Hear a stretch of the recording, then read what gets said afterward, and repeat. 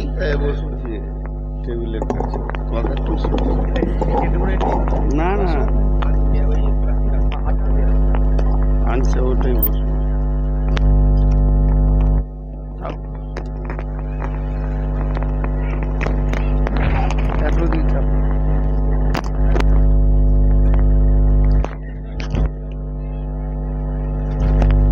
এই চেয়ার এত উঁচু কাঠে এগুলা পন্ডালাইছে, সে রুগীদের কষ্ট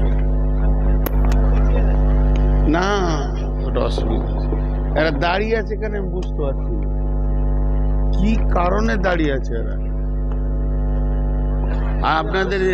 আপনাদের এটা জালসার জায়গাটাও তো খুব সুন্দর গো। আপনারা বসুন, বক্তা আপনাদের সামনে উপস্থিত। আপনারা দাঁড়িয়ে আছেন, খারাপ দেখাচ্ছে, আপনারা সবাই বসে পড়ুন। বসুন, ফাঁকা জায়গা দেখে আপনারা বসে যান, বসে কোরআন ও হাদিসের আলোচনা শ্রবণ করুন।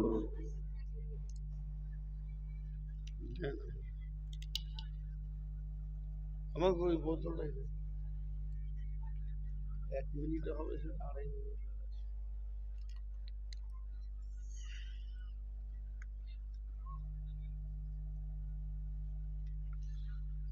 আসসালামু আলাইকুম ওয়া রাহমাতুল্লাহি ওয়া বারাকাতুহু। কে বলছে রে আলাইকুম?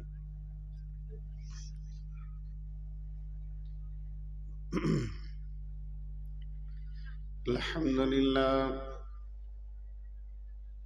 নাহমাদুহু ওয়া নাস্তাঈনুহু ওয়া নাস্তাগফিরুহু ওয়া নু'মিনু বিহি ওয়া নাতাওয়াক্কালু আলাইহি ونعوذ بالله من شرور أنفسنا ومن سيئات أعمالنا من يهده الله فلا مضل له ومن يضلله فلا هادي له وأشهد أن لا إله إلا الله وحده لا شريك له وأشهد أن محمدا عبده ورسوله الذي أرسله بالحق بشيرا ونذيرا وداعيا إلى الله بإذنه وسراجا منيرا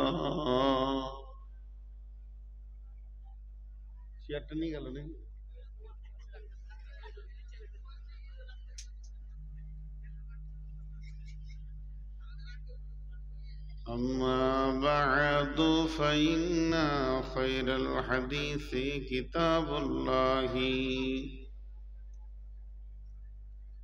وخير الهدي هدي محمد صلى الله عليه وسلم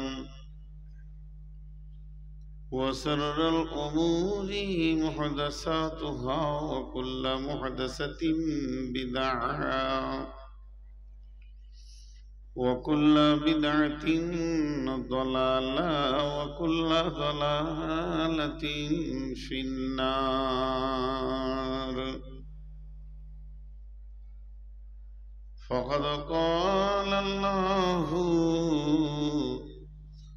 تبارك وتعالى في كلامه المجيد وفرقانه الحميد أعوذ بالله من الشيطان الرجيم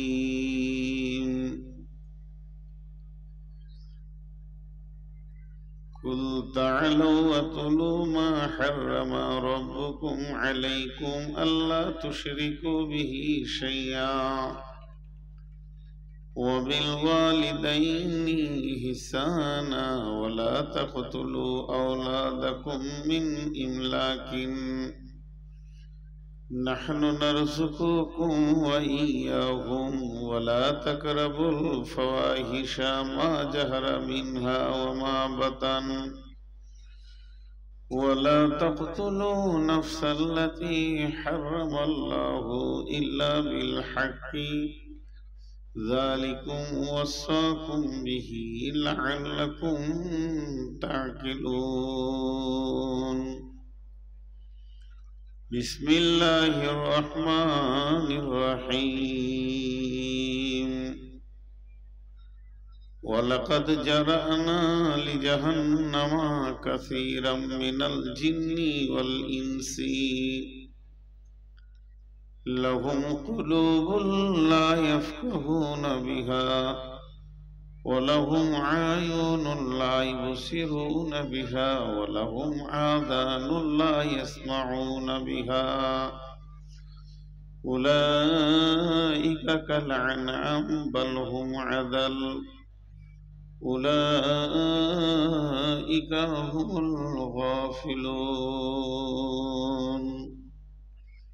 بسم الله الرحمن الرحيم وعن ميمون الأوردي قال يعظ رسول الله صلى الله عليه وسلم اغتنم خمسا قبل خمس شبابك قبل حرامك صحتك قبل سقومك غناك قبل فقارك فراغك قبل شغلك حياتك قبل موتك بسم الله الرحمن الرحيم قل هو الله أحد الله الصمد لم يلد ولم يولد ولم يكن له كفوا أحد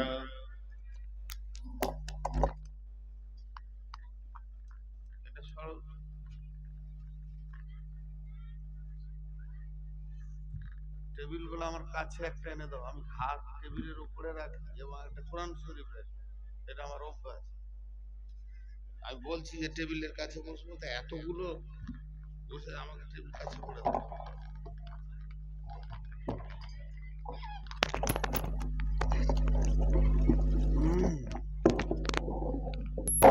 কোরআনের হাফেজ লয় ভুল টুল হয়ে গেলে তখন দেখতে হয় কার রে বাবা এটা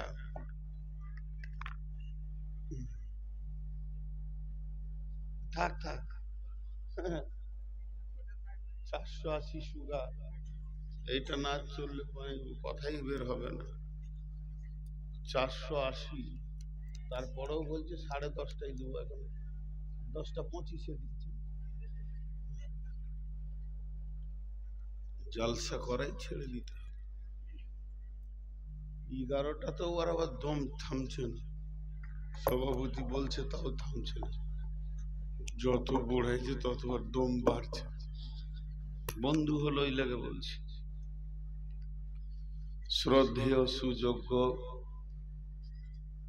আজকে সবার সভাপতি উপস্থিত সুপ্রিয় অতিথিবৃন্দ আকাশের তারকা সাদৃশ্য আলেম ওলামাবৃন্দ সামনে আমার দিনদার ইমানদার মুমিন ভাই সকল ও পর্দা থেকে সুন্নেওয়ালি মোমেনা মা ও বোনেরা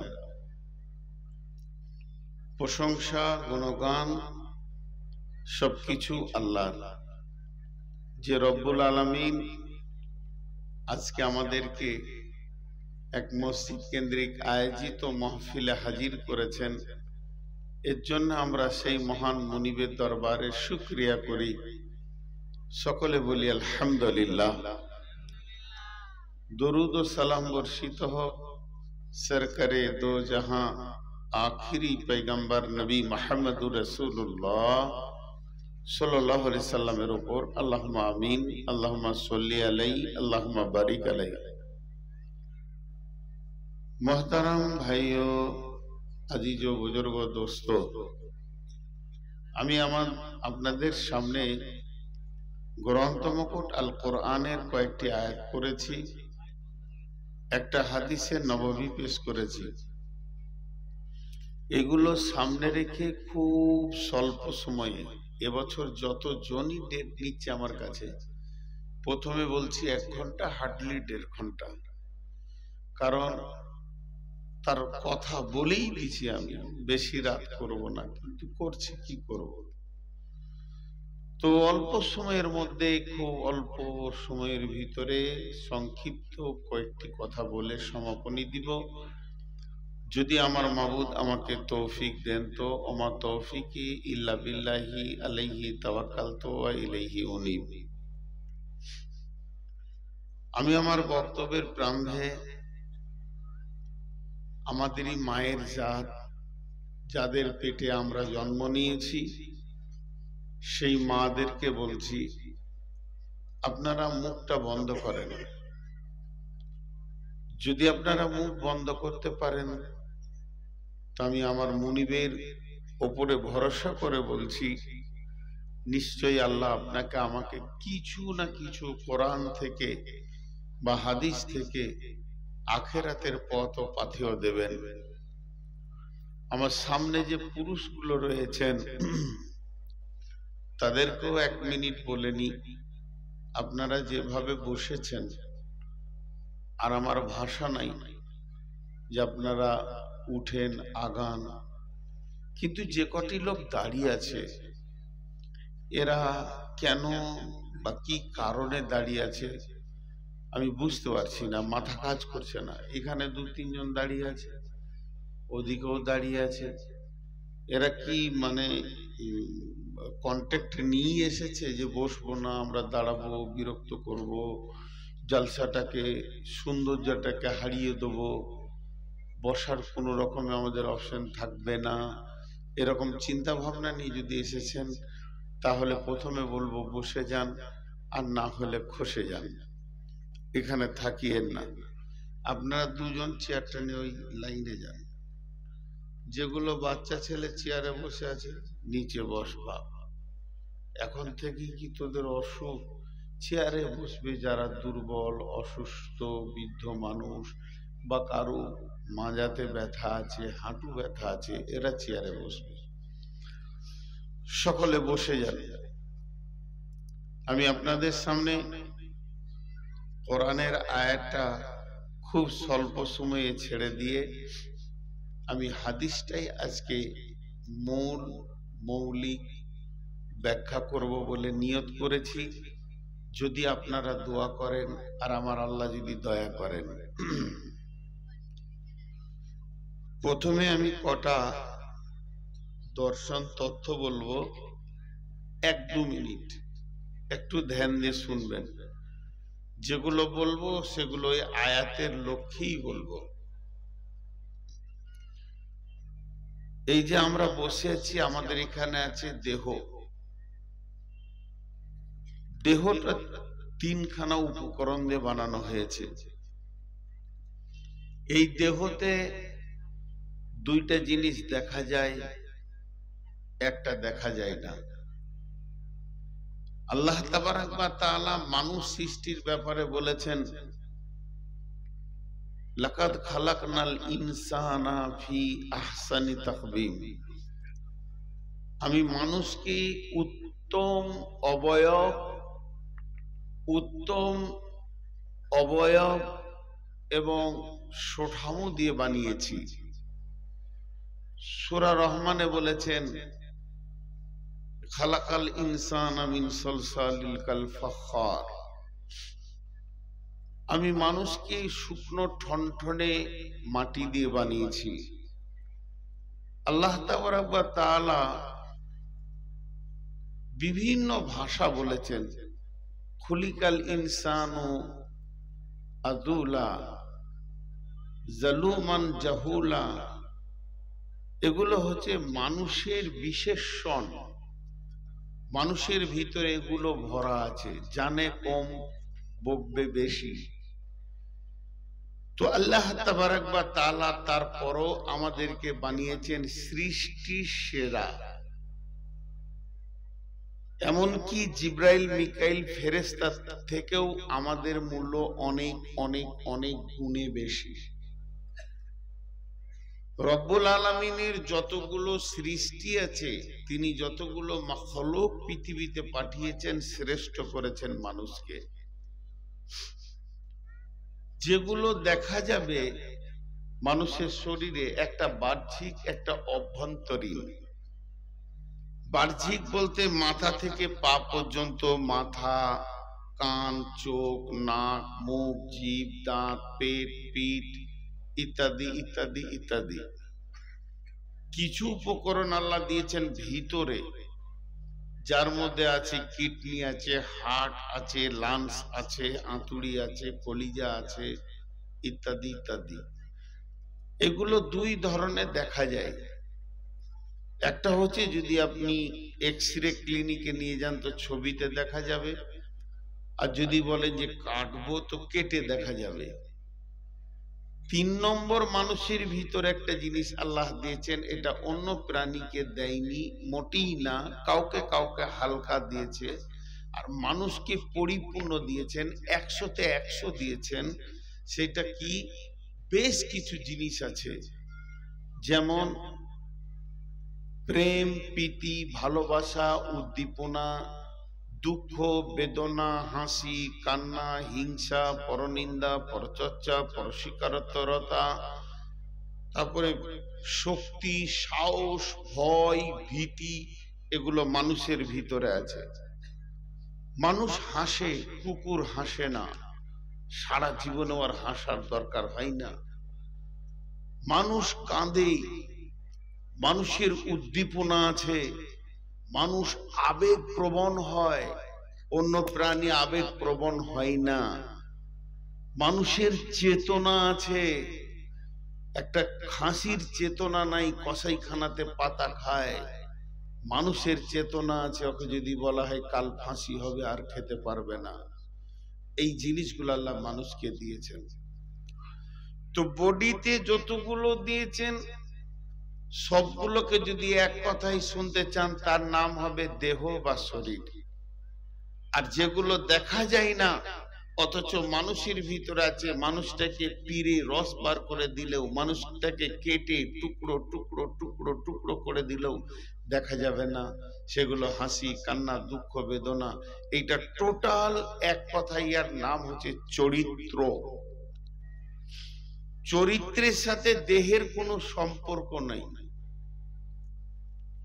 চরিত্রের সাথে দেহের কোনো সম্পর্ক নাই, চরিত্রের সঙ্গে দেহের কোনো সম্পর্ক নাই। হযরতে বেলাল দেখতে কালো ছিলেন, চরিত্র ছিল উজ্জ্বল বর্ণ। হযরতে বেলাল, তার চামড়া কালো, ঠোঁট কালো, ঠোঁট মোটা, নাক মোটা, বিভৎস চেহারা, কিন্তু চারিত্রিকটা ছিল সোনালী উজ্জ্বল বর্ণ।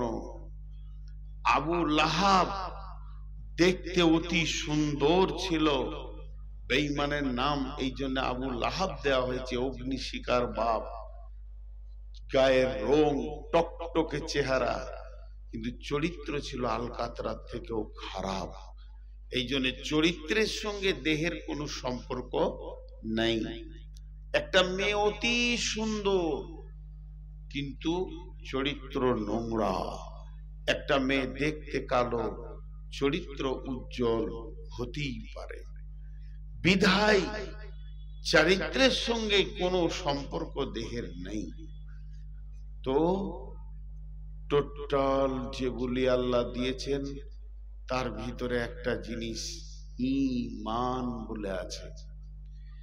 ঈমান একটা শক্তির নাম। ঈমান নিয়ে 2 মিনিট আপনাদেরকে দুটি কথা বলি। আচ্ছা, আবার কিছুগুলো এসে দাঁড়িয়ে গেল, 2, 4, 6, 7, 8, 9, পেছনে আছে 5-6টা। এরা কেন দাঁড়ালো? আবার পালাচ্ছে কেন? এলো কেন? দাঁড়ালো কেন? পালাচ্ছে কেন? পেছনে ওরা দাঁড়িয়ে আছে কেন? বুঝতে পারছি না। কমিটির কেউ আছেন, একটু জিজ্ঞেস করে আসেন তো ওরা দাঁড়িয়ে আছে কেন? ওরা কি মানুষ না মানুষের বাইরে? যাও শোনা, যাও, চলে গেল। এবার বুঝেন চরিত্র কাকে বলে। প্র্যাকটিক্যাল দেখাচ্ছি। এতগুলোর মধ্যে 6-7 জন বসে গেল, বাকি কটা বেরিয়ে গেল। ওরা ভাবছে এর থেকে বাইরের জালসাটা অনেক ভালো, সেখানে জিলিপি আছে, মহিলা আছে, এখানে তো এগুলো কিছু নাই, কেন খামোখায় থাকবো, চলে গেল।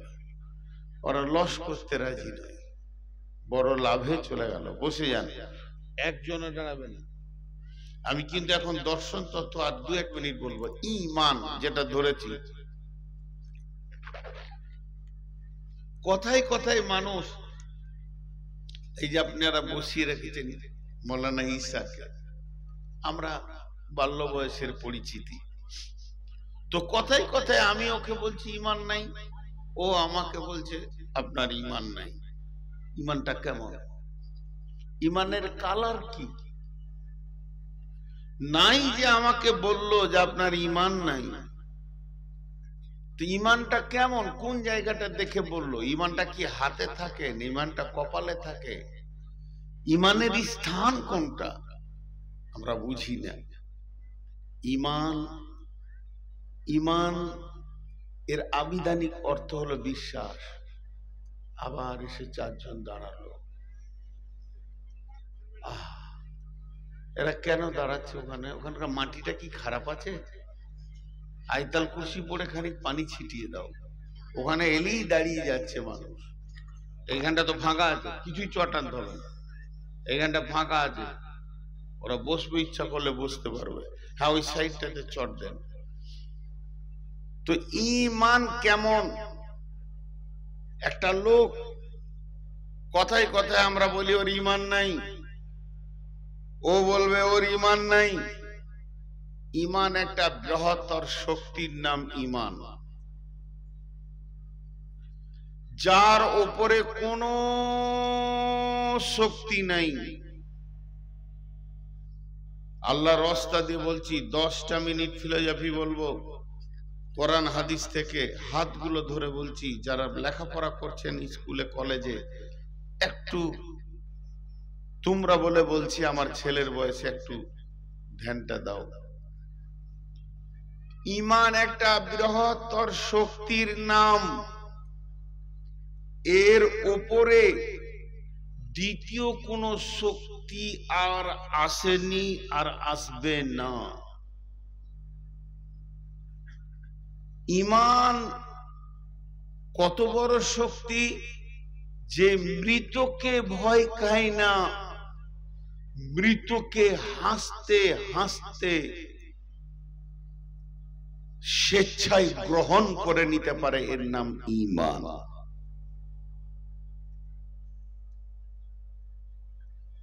ঈমান নিয়ে 2টা মিনিট না বললে আজকের আয়াতটা আপনারা বুঝতে পারবেন না। এখন যদি একটা বোর্ড দেওয়া হয় আর ভালো শিল্পীকে বলা হয় একটা মাথার ছবি আঁকো, মানুষের মাথা এমনি করে তুলি দিয়ে এঁকে দেবে। যদি বলা হয় একটা হাতের ছবি আঁকেন তো এমনি করে এঁকে দেবে।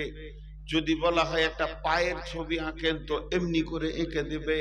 মানুষের মাথা, মানুষের চোখ, মানুষের নাক, মানুষের কান, মানুষের দাঁত, মানুষের পেট, মানুষের পিঠ, মানুষের হাত, মানুষের পা এঁকে দেবে। কিন্তু এই মানুষের ভিতরে একটা পার্স আছে যেটা দেখা যায়, আত্মা দেখা যায় না, তার কথা বলছি না।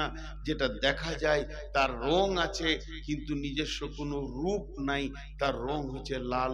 সেই পার্সের নাম ব্লাড, যাকে আমরা রক্ত বলি। কিন্তু সে লম্বা না, সে চওড়া না, সে গোল না, সে ফুলের মতো না, সে কার মতো, এর কোনো একটা রূপ নাই। সে হলো তরল। সেই তরল ব্লাডটা হলো ঈমান। দেহটাকে ঠিক রাখার জন্য রক্তের যত দরকার, হাতের ক্ষমতা ঠিক রাখার জন্য রক্তের যত দরকার, মাথার ক্ষমতা ঠিক রাখার জন্য রক্তের যত দরকার, পায়ের ক্ষমতা ঠিক রাখার জন্য রক্তের যেমন দরকার। রক্তবিহীন যে বডির অংশে রক্তের সার্কুলার বন্ধ হয়ে যায়, এই হাড়টাতে যদি রক্তের সার্কুলার বন্ধ হয় তো হাড়টা আর উঠবে না, এরকম প্যারালাইসিস হয়ে যাবে। এই হাড়টা দিয়ে হাড়টাকে তুলতে হবে। তার মানে রক্তের সার্কুলার কমে গেলে যেমন একটা পার্স দুর্বল হয়ে যায়, ঈমান হলো আমলের ব্লাড, আমলের ব্লাড, আমলের ব্লাড। ঈমান ছাড়া নামাজ কবুল নেই, ঈমান ছাড়া রোজা কবুল নেই, ঈমান ছাড়া হজ কবুল নেই, ঈমান ছাড়া দান কবুল নেই, ঈমান ছাড়া আপনার কিনা সাদকা কবুল নেই, ঈমান ছাড়া আপনার হজ কবুল নেই, ঈমান ছাড়া যাকাত কবুল নেই।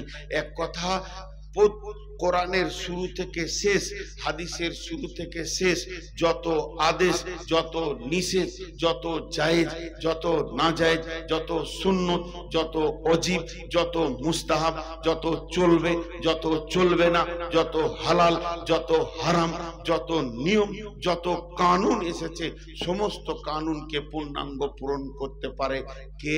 যার ভিতর আছে ঈমানি শক্তি। ঈমান যদি না থাকে ওর দ্বারা কোনো আমল করা সম্ভব হবে না। আর ঈমান বিহীন যদি আমল করে আল্লাহর কাছে কবুল হবে না। ঈমান একটা বৃহত্তর শক্তির নাম। এই তোরা তিনজন উঠে বেরিয়ে যাবে, আর ক্যামেরা ফ্ল্যাক্স মারবে না বলে দিচ্ছে। বন্ধ করো, তুমি ক্যামেরা বাইরে রাখো, একদম তুমি ক্যামেরা এখানে দেবে। আমি এত বলছি যে ইউটিউবাররা আসিও না, ভালো লাগছে না, পিছা ছাড়ে না।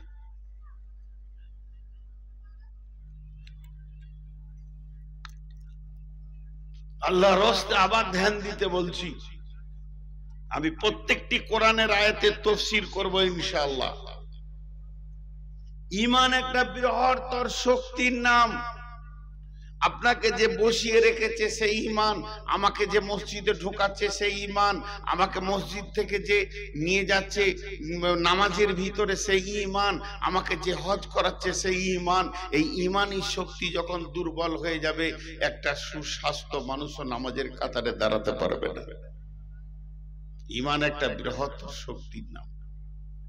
বারবার বলছি, সারা পৃথিবীটা দুইটা আইনে চলছে, একটা গণপ্রজাতন্ত্র, একটা রাজতন্ত্র। আমরা গণপ্রজাতন্ত্রের দেশের লোক, সৌদি রাজতন্ত্র দেশের লোক।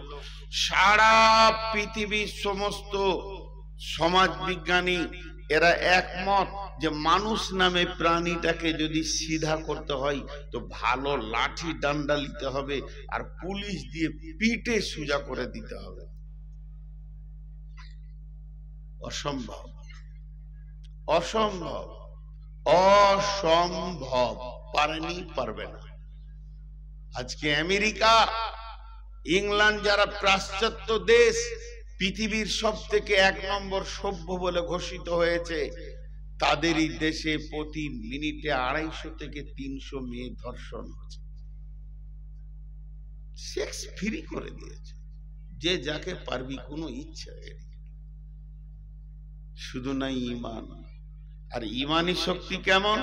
শুধু একজন রাষ্ট্রবিজ্ঞানী পৃথিবীতে এসেছিলেন, একজন সমাজ বিজ্ঞানী এসেছিলেন, তিনার নাম হচ্ছে নবী মুহাম্মদুর রাসূলুল্লাহ সাল্লাল্লাহু আলাইহি সাল্লাম। তিনি বলেছেন, লাঠি দিয়ে মানুষকে সোজা করা যাবে না, মানুষকে সোজা করতে হবে। মানুষ একটা আঁধার ঘর, ওর ভিতরে ঈমানের চেরাগ জ্বালিয়ে দাও, নিজে নিজে সোজা হয়ে যাবে। আজকে স্কুলে, কলেজে, ইউনিভার্সিটিতে, হসপিটালে, বাস স্ট্যান্ডে, স্টেশনে, রেলওয়ে স্টেশনে, প্ল্যাটফর্মে, স্টেশনে, ট্রেনে উঠে, গেটে, সব জায়গায় লেখা আছে ধূমপান নিষেধ। আর যেখানে লেখা আছে ধূমপান নিষেধ, ওইখানেই বিড়ি খেতে। লাঠির আইন পৃথিবীতে কোনো মূল্য পায়নি, কিন্তু অত্র ধুলিয়ান এলাকা, বৃহত্তর মুসলিম এরিয়া, কয়েক হাজার মসজিদ আছে, কোন মসজিদে লিখা নাই ধূমপান নিষেধ। যত বড় বিড়িখোর হোক না কেন, মসজিদে গেলে মুখ ধুয়ে ঢুকবে। এটা হলো ঈমানি পাওয়ার। পুলিশ ওকে মারবে না, ওকে জরিমানা করবে না, এর নাম ঈমানি পাওয়ার। আজকে আমাদের ঈমান শেষ, পাওয়ার শেষ। এবার চলেন আমি আয়াতের দিকে যাব, শুধু একটা উদাহরণ দেব। উদাহরণটা পরে পরে আয়াতে যাব। বিসমিল্লাহির রহমানির রহিম। ওয়ালাকাদ জারানা লিজাহান্নামা কাসীরাম মিনাল জিন্নি ওয়াল ইনসি লাহুম কুলুবুন লা ইয়াফকাহুনা বিহা ওয়া লাহুম আয়ুনুন লা ইউবসিরুনা বিহা ওয়া লাহুম আযানুন লা ইয়াসমাউনা বিহা উলাইকা কাল আনআম বাল হুম আদাল উলাইকা হুমুল গাফিলুন।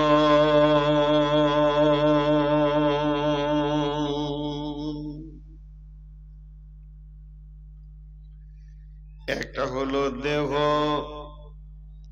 আর এই দেহের ভিতরে একজন বাস করছে, তার নাম ঈমান। ঈমান আল্লাহ দেন। একটা হলো ঈমান আর একটা হলো দেহ। একটা হলো দেহ আর একটার নাম ঈমান। দেহে যদি ক্যান্সার হয় তার ঠিকানা কবর।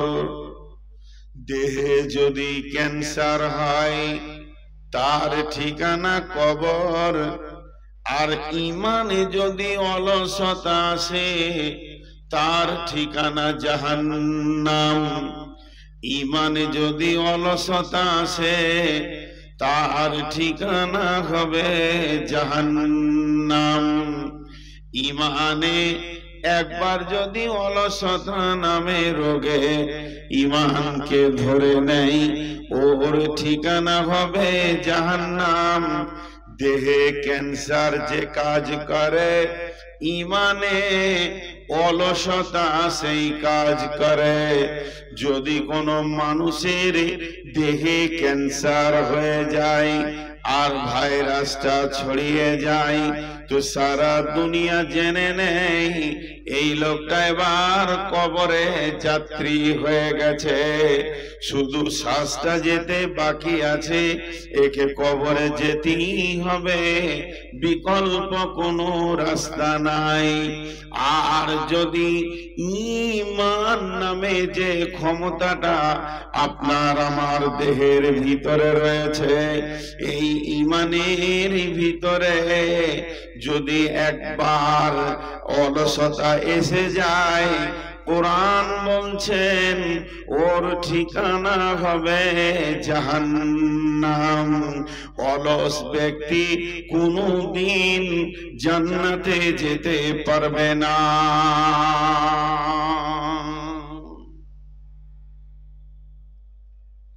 এবার আয়াতের তরজমা।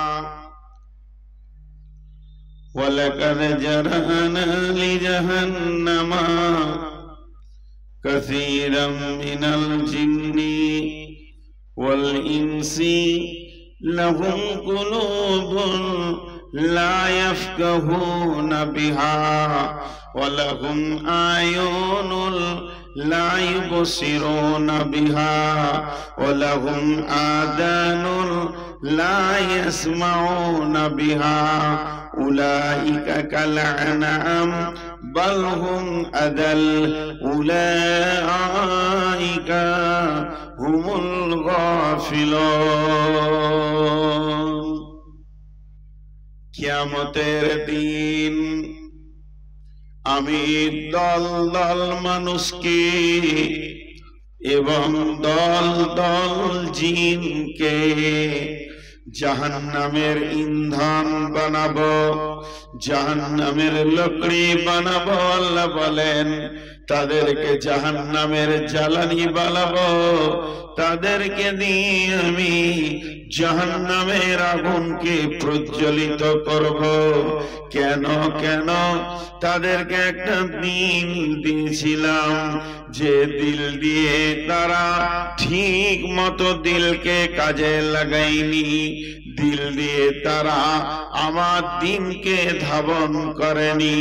তাদের আমি দুটি চোখ দিয়েছিলাম, চোখগুলো ঠিক কাজে লাগায়নি, এবং চোখ দ্বারা যে কাজ করার কথা সেই কাজ তারা করেনি। তাদেরকে আমি দুটি কান দিয়েছিলাম, কানগুলো বড় নিয়ামত, যেটা শোনার কথা তারা শুনেনি, তাদের কানকে ঠিক জায়গায় ব্যবহার করেনি। এবং তাদের মনুষ্যত্বের জীবন দিয়েছিলাম আমি, শূকর, কুত্তা, গরু, ছাগল, ভেড়া, খাসি বানাইনি, মানুষের মতো জীবন দিয়েছিলাম। তারা মনুষ্যত্বের জীবনকে গ্রহণ করেনি, তারা পশুর মতো চলাফেরা করেছে। শুধু এই পর্যন্ত নয়, তারা পশুর থেকেও নিচে চলে গেছে। এতগুলো কাজ তাদের দ্বারা হয়েছে। তাদের চোখ গেছে, দিল গেছে, কান গেছে, মনুষ্যত্ব গেছে, পশু হয়ে পশুত্বটাও চলে গেছে। কেন কেন? তারা এত নিচে নামলো কেন? এত খারাপ কাজ তার দ্বারা হলো কেন? আমার আল্লাহ বলছেন, উলাইকা হুমুল গাফিলুন। তাদেরকে অলসতা ধরেছে, তাদেরকে অলসতা এমন করে আক্রমণ করেছে, ওই অলসতা তাদেরকে মনুষ্যত্বের জগৎ থেকে বের করে পশু করে তার নিচেও করে দিয়েছি।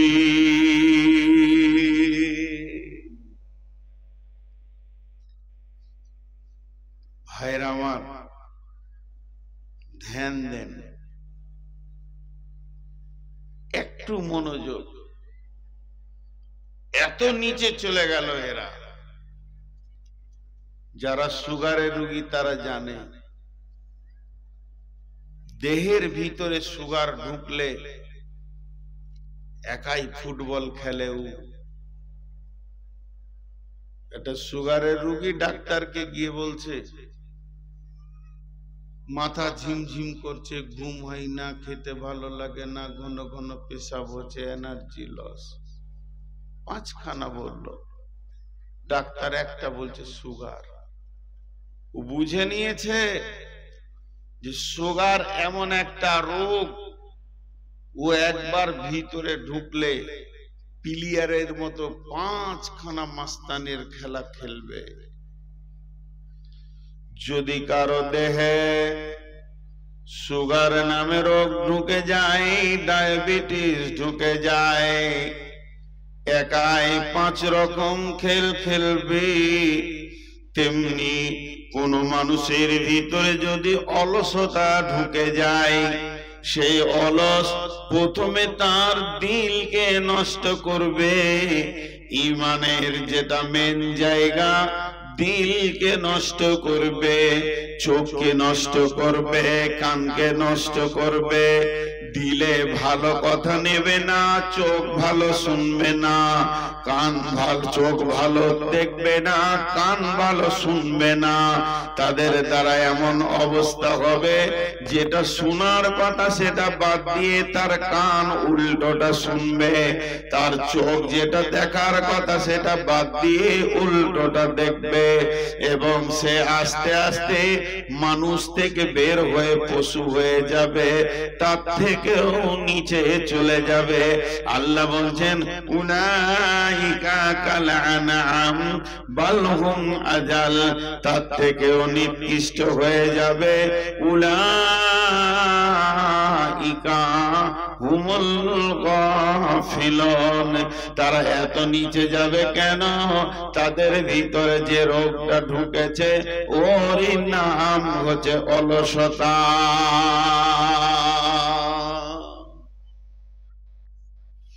আমি হাদিসের দিকে খুব তাড়াতাড়ি যাওয়ার 5টা মিনিট টাইম দেন আপনারা এই আয়াতটার উপরে।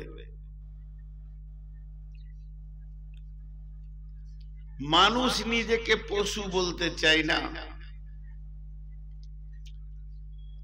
আপনাকে যদি আমি পশু বলি তো আপনি রাগ করবেন, আপনি আমাকে ঘুরিয়ে পশু বলবেন, তাহলে তুইও পশু, আপোষে ঝগড়া হবে। আমি একটা আয়াত বলে দিচ্ছি, আয়াতটা আপনার আমি যেমন কোষ্টি পাথর আছে, মেটের এসে দিলে বলে দেবে এটা সোনা না, এটা রাং না, এটা রূপা না চাঁদি। এই আয়াতটা বলে দেবে আমি মানুষ না, আমি পশু। বিসমিল্লাহির রহমানির রহিম। মাসালুল লাযীনা কাফারু কামাসালিল লাযীনা ইয়ানীকু বিমা লা ইয়াসমাউ ইল্লা দুআ ওয়া নিদাআ সুম্মুন বুকুমুন উমিয়ুন ফাহুম লা ইয়াকিলুন। আল্লাহ তাবারাক ওয়া তাআলা বলছেন, ওই কাফেরদের মিশাল ওই লোকেদের মতো, ওই কাফেরদের মিশাল ওই লোকেদের মতো যাদেরকে তার প্রভু দূরে ডেকেছে কাছেও ডেকেছে, তারা শুনে শুনেনি, দেখেও দেখেনি, তারা বুঝেও বুঝেনি, প্রকৃত পক্ষে তাদের বোধ ক্ষমতা নাই।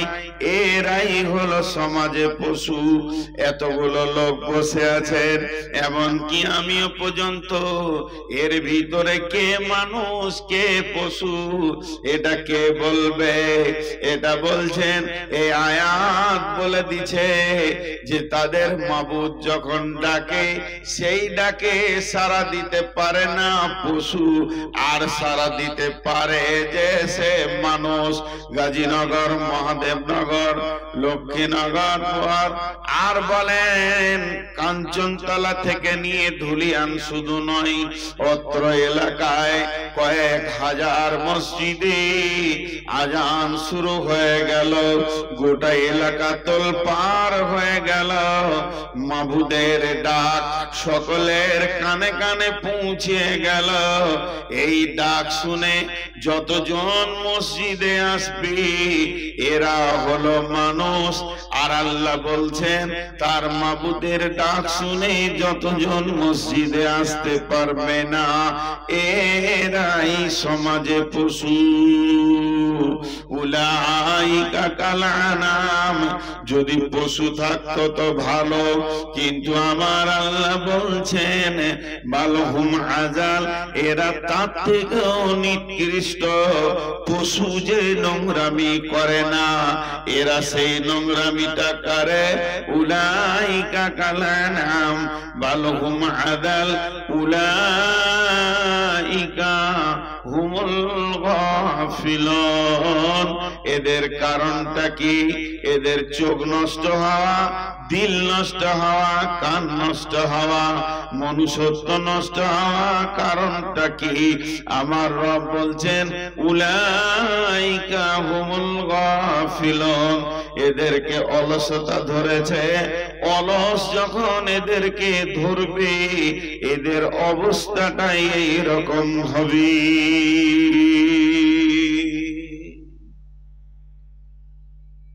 জি ভাই, এবার আমি হাদিসটার দিকে যাব, মেন সাবজেক্টে। এতক্ষণ আমি যা বললাম টোটালটা 1 মিনিট বলে নিব।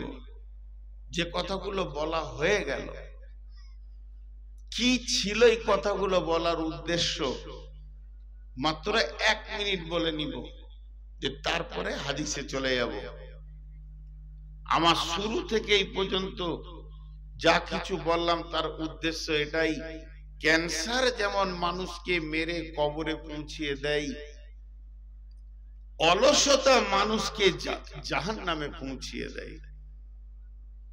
ক্যান্সারের থেকে অলসতা খারাপ, ক্যান্সারের থেকে অলসতা খারাপ। অলস এত কঠিন জিনিস, ঈমানকে দুর্বল করে মনুষ্যত্বকে শেষ করে জাহান্নামে পৌঁছিয়ে দেয়।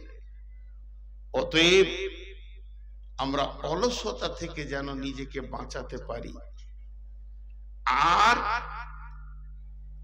অলসতা থেকে বাঁচানো বিকল্প কোনো মেডিসিন নেই। একটা ছেলের অলসতা দূর করব, এর জন্য কোনো ওষুধ এই পৃথিবীতে বিকল্প কিছুই নাই, শুধু একটাই আছে, এর বিকল্প কিছু নাই, সেটা হলো 5 ওয়াক্তের সালাত। 5 ওয়াক্তের সালাত মানুষের অলসতাকে কেটে দিতে পারবে, তাছাড়া আর কেউ পারবে না।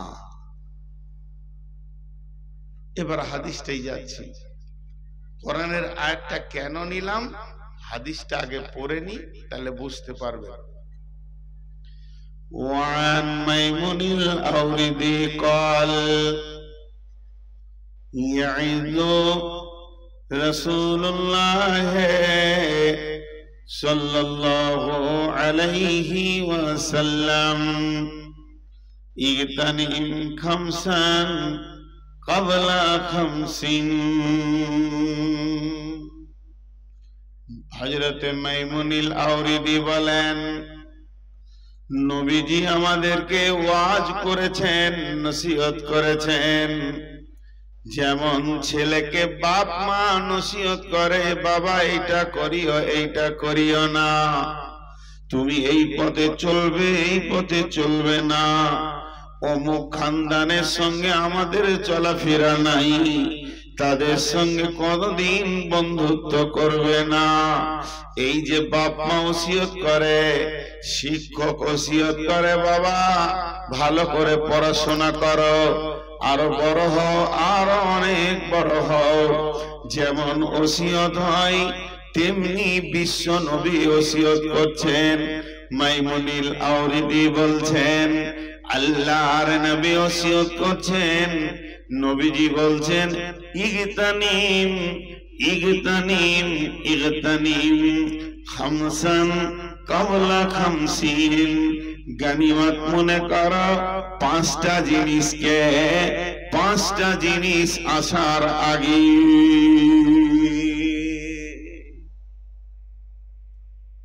জি, পৃথিবীতে যত ব্রেন আজ পর্যন্ত এসেছে, বিশ্ব নবীর কাছে সব ব্রেন হার। আমি বলছি এটা লোহা, বুঝানোর জন্য বলছি। আমি বলছি লোহা, গাঁওয়ালা বলছে লোহা, দুনিয়াওয়ালা বলছে লোহা, সারা পৃথিবীর লোক বলছে লোহা। আর নবীজি যদি বলেন যে না এটা সোনা, তো ওটাই ঠিক।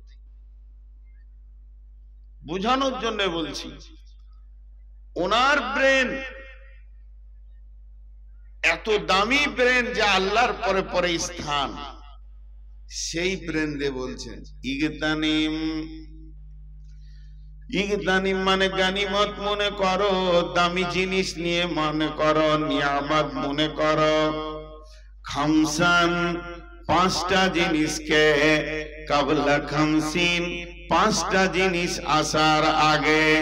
তুমি আল্লাহর তরফ থেকে 5টা জিনিস পাবে, 5টা জিনিস আসার আগে। তুমি চাইলেও পাবে, না চাইলেও পাবে, তোমাকে আল্লাহ 5খানা উপহার দেবেন 5টা জিনিস আসার আগে। ইগতানিম খামসান ক্বাবলা খামসিন। তবে একটা কথা বলে লি ব্যাখ্যায়, হে আমার বন্ধু, ও আমার বাপ ভাইরা, মা বোনেরা, ওই 5টা জিনিস যদি একবার আপনার আমার কাছ থেকে হাতছাড়া হয়ে যায়, আমি যদি অলসতায় খেয়াল না করি, আর জিনিসটা যদি চলে যায়, এরপরে যদি এই লোকটা মাথা ঠুকে কাঁদে আর বলে আল্লাহ আমাকে দ্বিতীয় চান্স দেওয়া হয়, প্রথমবারে আমি ওটা ঠিক খেয়াল করিনি। লোকটা যদি কাঁদতে কাঁদতে চোখের পানিতে নদী বইয়ে দেয়, মাথা টুকে সাজদা করতে করতে মসজিদ যদি খাল করে দেয়, দ্বিতীয় চান্স আর পাবে না। এর জন্য নবীজি বলছেন ইগতানিম, জিনিসটাকে দামি মনে করো। আর এবার অলসতার আয়াত কেন পড়লাম? তার মানে দামি জিনিস তারই হাতছাড়া হয়ে যায়। যে লোকটা অলস হয়, অলস কোনোদিন সময়কে কাজে লাগাতে পারে না, অলস কোনোদিন দামি জিনিসকে কদর দিতে পারে না। অলসতার ঘরে যদি একটা কাঁচার মাল নেবেন, খেয়ে খাওয়ার পর ধুবে না, 2 দিন 4 দিন দিয়ে নষ্ট হতে থাকবে। অলসের ঘরে যদি দামি কোনো মাল দেন, তার কদর হবে না, আস্তে আস্তে নষ্ট হয়ে যাবে। অতএব আল্লাহর কালাম পাকের আয়াত থেকে আপনাদেরকে এটাই বুঝাতে চাইলাম, জিন্দেগিতে অলস হলে হবে না, গাফেল হলে হবে না। যতদিন বেঁচে থাকবো, কবরে যাওয়ার আগে পর্যন্ত অলসতাকে দূর করে দিয়ে প্রত্যেকটি জিনিসকে কাজে লাগাতে হবে। তাই বিশ্বনবী বলছেন, উম্মতেরি 5টা জিনিসকে নিয়ামত মনে করো, 5টা জিনিস আসার আগে।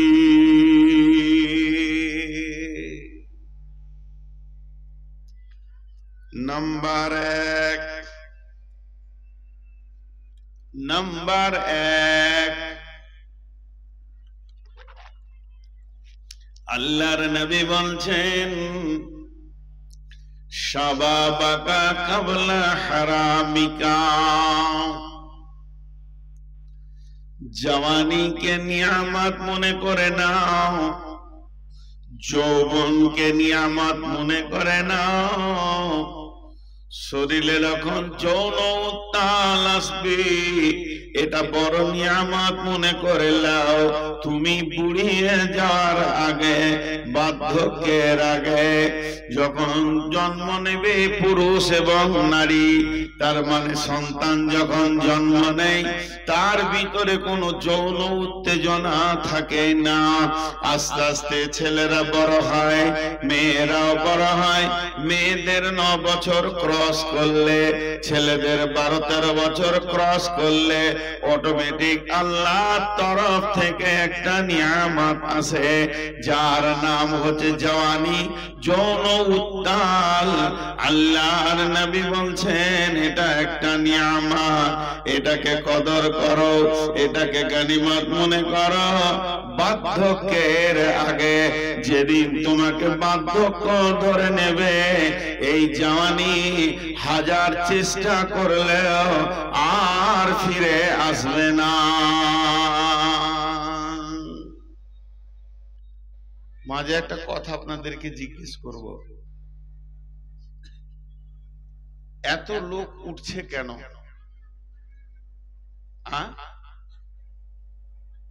জি ভাই, আস্তে আস্তে যেতেই আছে। নিশ্চয়ই কোন একটা কারণ আছে। আমি বিষয়টা কিন্তু আপনাদের কাছে খারাপ ধরিনি। এই বিষয়টা এবছর বাংলাদেশে একটা জায়গায় লোক উঠে না, আর আপনাদের এখানে এটাই কি অভ্যাস কি আল্লাহ জানে। আর দ্বিতীয় নম্বর হচ্ছে 12টা বেজে গেছে, আর 12টা বাজলে মানুষ উঠবে, এটাও একটা স্বাভাবিক আছে। আর এখন মানুষ সুগারের রোগী বেশি, যারা রাত জাগতে পারে না। তো তারপরও যত জলসা হয়, কমিটিদেরকে বলি ভাই 11টায় এবার শেষ করার চেষ্টা করেন। কাটিহার সব থেকে বেশি রাত জলসা হয়, ফজর পর্যন্ত হয়। ফজরের পরেও 2টো বক্তা থাকে ওদের, সকাল 8টা-10টা পর্যন্ত চলে। তারা এবছর সব 12টায় শেষ। আর বাংলাদেশে তো 10টায় শেষ হয়। ওরা একটা বক্তা রাখবে, 2টা রাখবে না। ইমাম সাহেব কিছুক্ষণ চালালো, মেন বক্তা উঠে গেল, বাকি যেগুলো নাম থাকে এলাকার ছেলে, মেন বক্তাটাই বাস 10টাই শেষ। তা উঠিয়েন না, এই রসুলের 5টা ওসিয়ত অন্তত আপনারা শুনে যান, ধ্যানের সঙ্গে শুনেন।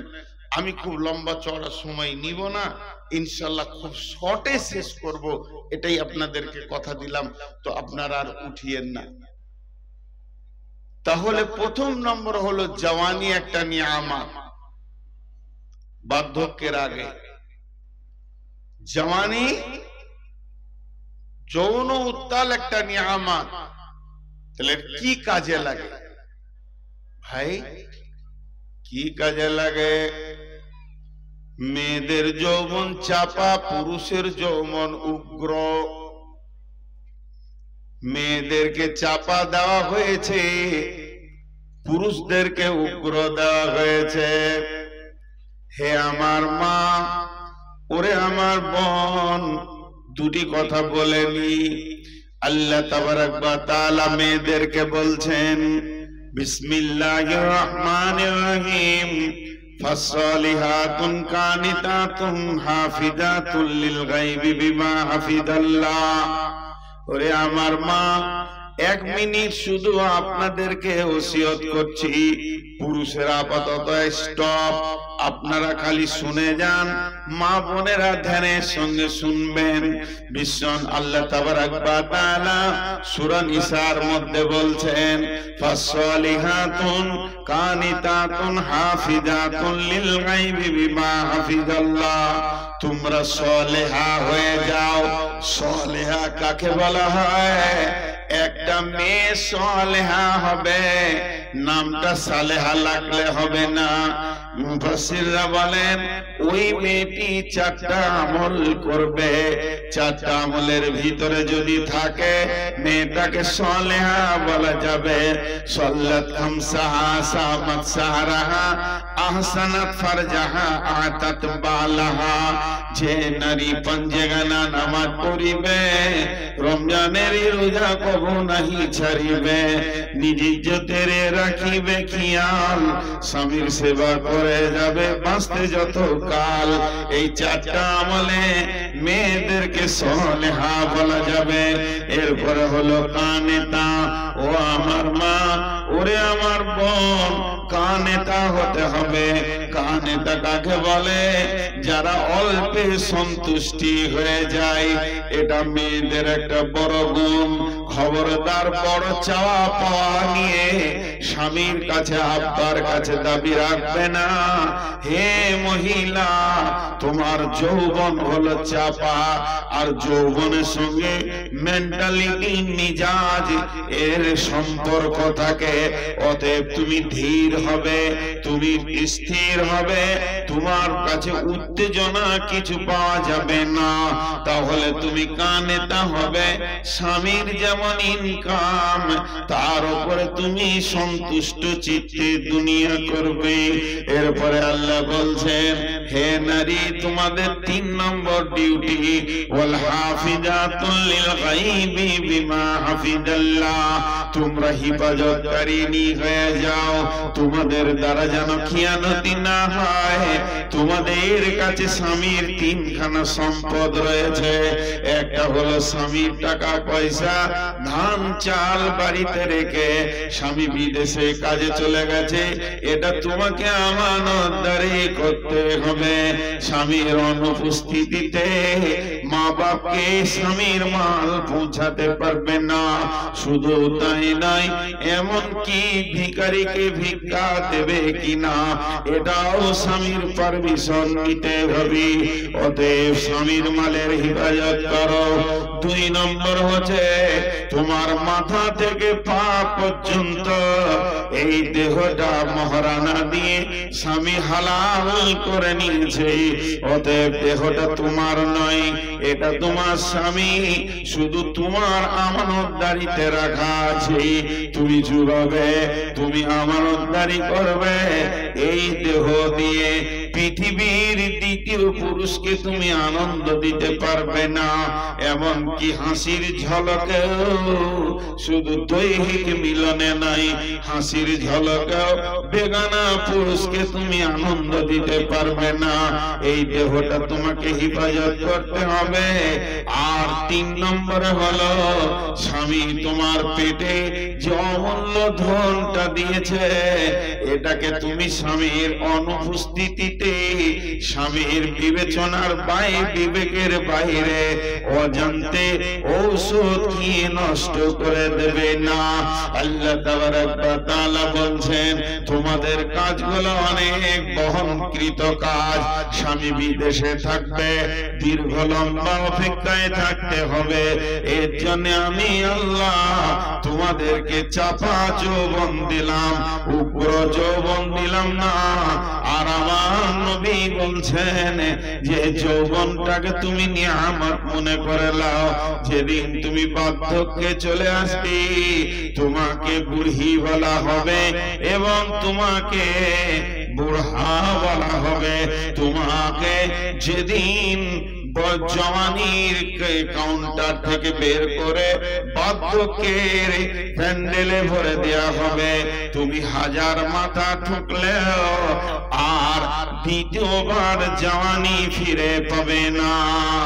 এর জন্য মেয়েদেরকে চাপা যৌবন দেওয়া হয়েছে আর ছেলেদেরকে দেওয়া হয়েছে উগ্র যৌবন।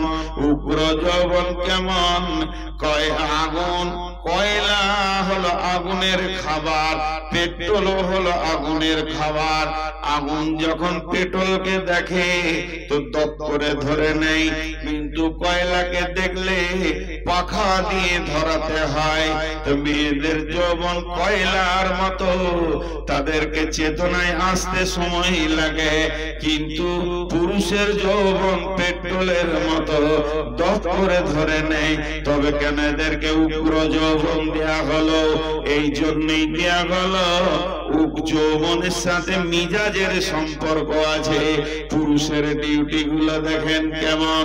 বিসমিল্লাহির রহমানির রহিম, ওয়াল হাফিজুনা লিহুদুদিল্লাহি ওয়া বাশশিরিল মুমিনিন। হে পৃথিবীর পুরুষের দল, আল্লাহ তোমাদেরকে কোরআনের সিকিউরিটি বানিয়েছে। অতএব তোমাদেরকে সৈন্যের কাজ করতে হবে। কোথায় ইসলাম ডুবে গেছে, কোথায় ইসলামের বিরুদ্ধে কথা চলছে, সেই জায়গায় তোমাকে সোচ্চার হতে হবে। তোমাকে দেশকে বাঁচাতে হবে, তোমাকে দশকে বাঁচাতে হবে, দেশের জন্য তোমাকে সিকিউরিটি হতে হবে। অতএব তুমি চাপা যৌবন হলে কাজ চলবে না, তোমার অনেক দায়িত্ব থেকে গেছে। শুধু তাই নয়, আল্লাহ পুরুষের জন্য বলছেন ফাইদা কুদিয়াতিস সালাতু ফান্তাসিরু ফিল আরদি ওয়াবতাগু মিন ফাদলিল্লাহ। যখন তোমার নামাজ পড়া হয়ে যাবে, তুমি জমিনে ছড়িয়ে যাও, গিয়ে তুমি রুজি তালাশ করো। বাড়িতে মা আছে, আব্বা আছে, ছেলে মেয়ে আছে, স্ত্রী আছে, লেখাপড়া আছে, তাদের জন্য তোমাকে ইনকামের ময়দানে বেরোতে হবে।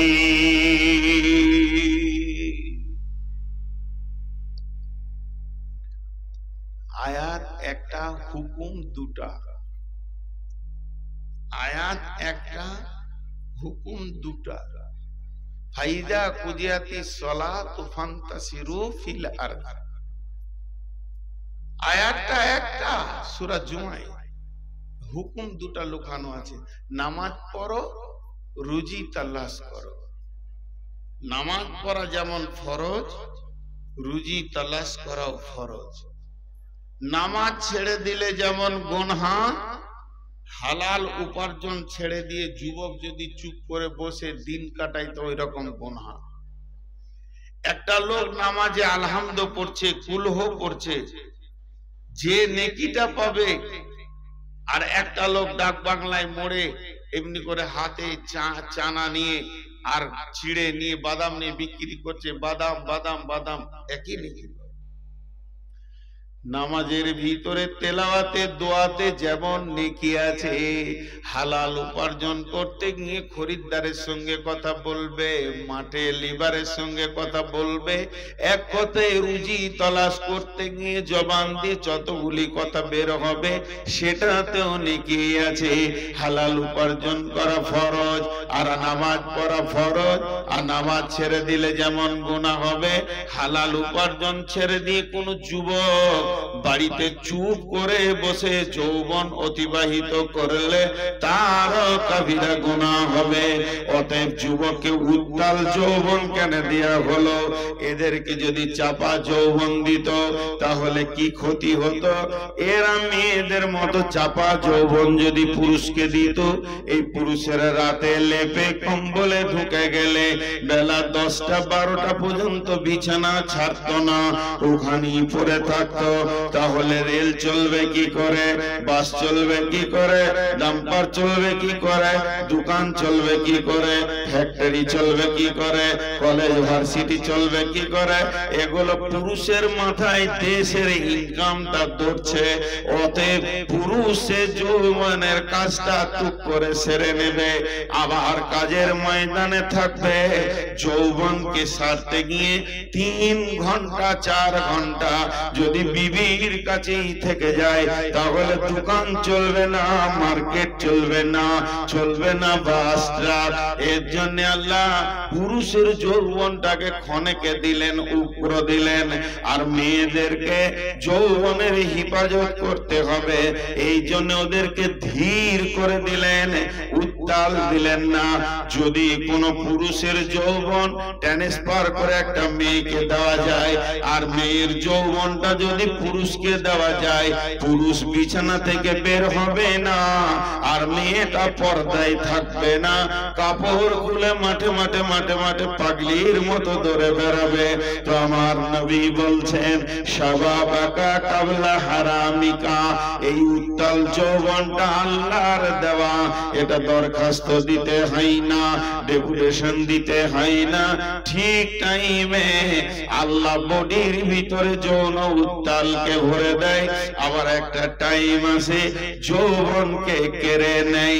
অতএব বিশ্বনবী বলছেন জওয়ানিকে নিয়ামত মনে করো বার্ধক্যের আগে। কেন? আল্লাহর রাসূল বলছেন সাওয়াতুনি দিল্লাহুমুল্লাহু ফি দিল্লিহি ইয়াউমুল্লা দিল্লা ইল্লা দিল্লুহু ইমামুন আদিলুন শাবুন নাশা ফি ইবাদাতিল্লাহি। কঠিন কিয়ামতের দিনে আল্লাহর রহমতের ছায়া ছাড়া কোনো ছায়া থাকবে না, যেটাকে আমরা আরশের ছায়া বলি। ওই ছায়াতে 7 শ্রেণীর লোক থাকবে, 7 রকম আমলের লোক ওই ছায়াতে বাস করবে। তার মধ্যে একটা হলো ওয়াশাবুন নাশা ফি ইবাদাতিল্লাহি, ওই যুবক ওই যুবতী যে যৌবন কালটা আল্লাহর হুকুমে অতিবাহিত করেছে। অতএব যৌবন কাল এমন একটা নিয়ামত, এটাকে হেফাজত করতে হবে, আল্লাহ এবং রাসূলের হুকুমে চালাতে হবে।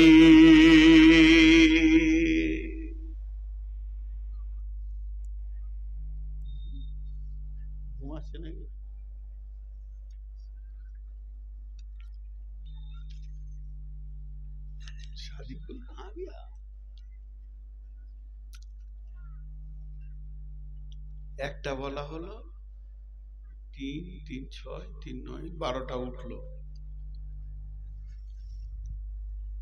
এরা বলছে একটাই হয়েছে, এই রিচার্জই চলবে এখন মোবাইল 10 দিন, চবাদ যায়। এখানকার লোকের আদতও খারাপ আছে, কিছু খারাপ মনে করিয়েন না। একটা প্রসঙ্গ বিষয় নিয়ে কথা বলছি, তারপরও উঠছে। নাম্বার 2, সিহআতাকা কাবলা সুকুমিকা। সিহআতাকা কাবলা সুকুমিকা। আল্লাহর নবী বলছেন, হে মানবকুল, আমার উম্মতের দল, তোমরা গাফলতিতে আল্লাহর দেওয়া নিয়ামতকে ভুলে যেও না, হারিয়ে দিও না।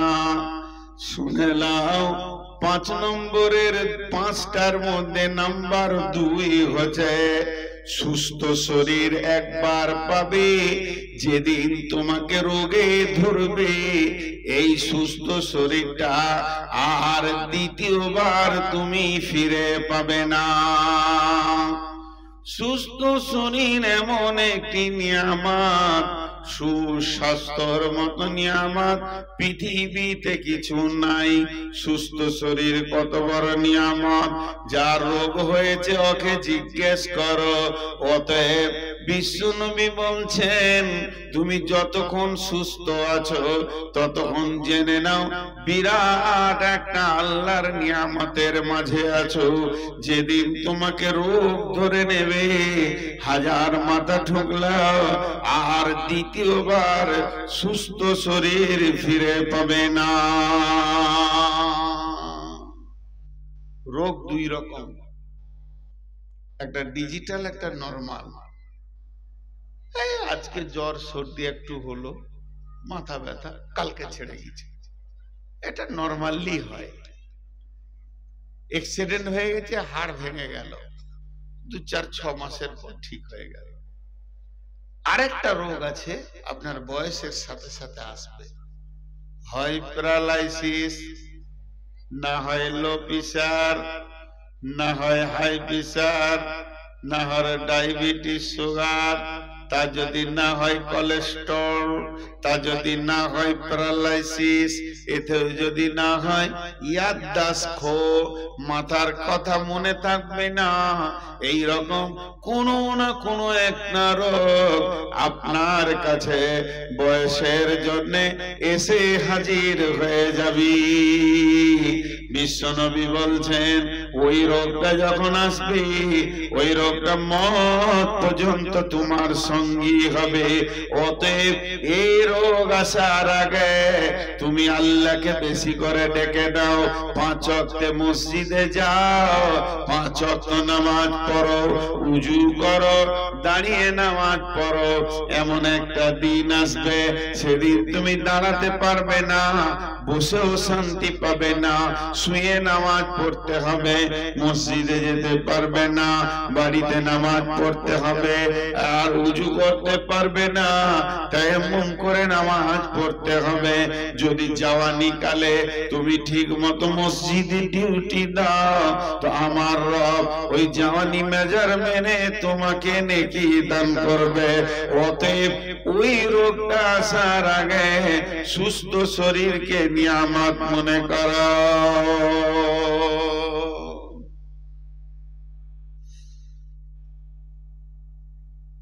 মেডিকেল যারা পড়ে জেনে নিয়েন, ডাক্তারদের হিসাবে 48-50 বছর বয়স হলে একটা ব্যাগ আসবে আল্লাহর তরফ থেকে। আমার যখন প্রথম সুগার ধরা পড়ে, তো ডাক্তার বলছে যে এত তাড়াতাড়ি নয়, আপনার একটু আগেই হয়েছে। স্বাভাবিক যখন 48 বয়স হবে তখন একটা নতুন ব্যাগ পাবে সব মানুষ। কি ব্যাগ? যে ওটার নাম হচ্ছে ওষুধের ব্যাগ। আসবেই ওর কাছে ওটা। এখন খুব জওয়ানি তাল চলছে, আর 48 যেই বয়স হবে খালি পকেটে হাত ভরবে, এমনি করে খাবে, পানি খাবে, দে তো চা এক কাপ খায়, আসবেই। তবে মাঝে একটা খুশির কথা বলে দিই, এই রোগটা যার আছে মত পর্যন্ত সঙ্গীওয়ালা রোগ, আপনার গুনাহ মাফ হবে, কিয়ামতের মাঠে প্রাইজ পাবেন। তবে আল্লাহর বিরুদ্ধে যদি কথা না বলে থাকে যে আল্লাহ আমাকে কেন এমন রোগ দিলেন, অতএব ধৈর্য ধরতে হবে। একটা মেয়ের মির্গি রোগ ছিল, ওই রোগটা যখন ওর উঠতো তো ন্যাঙ্গা হয়ে যেত, কাপড় চোপড় ঠিক থাকতো না। তো রসুলের কাছে গেল, ইয়া রাসূলুল্লাহ দোয়া করে দেন যেন আমার রোগটা ভালো হয়ে যায়। আল্লাহর নবী বললেন, আম্মা সোনামানি, কিয়ামতের মাঠে আল্লাহ একটা স্টেজ করে রোগাদেরকে প্রাইজ দেবে। তখন সুস্থ ব্যক্তিরা ওই স্টেজে গিয়ে মাথা ঠুকবার বলবে, আল্লাহ আমাকে কেন দুনিয়াতে কাঁচি করে কাটেননি, করতাম না। এত বড় প্রাইজ রয়েছে, জান্নাতুল ফেরদাউস দেবে, আর কি দেবে। অতএব মরণ রোগ ধৈর্য ধরে যদি কেউ নিতে পারে সে প্রাইজ পাবে। মেয়েটি বললেন, ইয়া রাসূলুল্লাহ, আমার রোগটা যেমন আছে থাক, দোয়া করতে হবে না, আমি প্রাইজ নেব। তবে একটা দোয়া করে দেন, যখন আমার রোগটা উঠে আমার তো হুঁশ থাকে না, আমার সাথীরা বলছে আমি বেজ্জতি হয়ে যাই, নাঙ্গা হয়ে যাই, শরীরে কাপড় থাকে না। নবীজি গো, আপনি দোয়া করে দেন যেন আমি নাঙ্গা না হয়ে যাই। বিশ্বনবী দোয়া করে দিলেন। তারপরে থেকে ওই মেয়েটি যতবার রোগ উঠেছে আর কোনোদিন বেজ্জতি হয়নি। তো আল্লাহর নবী বলছেন, শোনো, সেহাতাকা কাবলা সুকুমিকা, সুস্থ শরীরটাকে নিয়ামত মনে করো। ও আমার উম্মত, যেদিন তোমাকে রোগের পাঞ্জাতে ধরবে, রোগের সারাশিতে তুমি ঢুকে যাবে, সেদিন তুমি হাজার কাঁদলেও আর সেই 16 বছরের সুস্থ শরীর ফিরে পাবে না।